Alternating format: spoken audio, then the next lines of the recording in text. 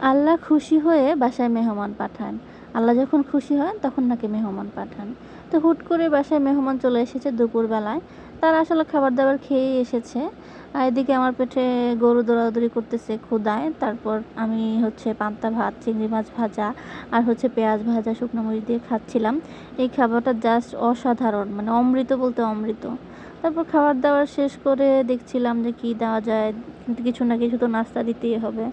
তারপর বাংলাদেশের জাতীয় খাবার নুডলস রান্না করে ফেললাম। আর এদিকে চা বসিয়ে দিলাম আমি। আর ফল মিষ্টি নিয়ে এসেছিলো তারা, ফল কেটে দিচ্ছিলাম, বাসায়ও ছিল। দুপুরবেলা এসেছে তারা, খাবার দাবার খেয়ে এসেছে, কিছু না কিছু দিতেই হবে, তাই না? আদর আপ্যায়ন তো করতেই হবে, এটা তো আমাদের পক্ষ থেকে করতে হবে যেহেতু মেহমান এসেছে। এই নুডলস রান্না করে ফেলছিলাম আমি খুব অল্প সময়ের মধ্যে, যা দেওয়া যায়, যা যতটুকু আপ্যায়ন করা যায় আর কি। খালি মুখে তো আর মেহমানকে দেওয়া যায় না।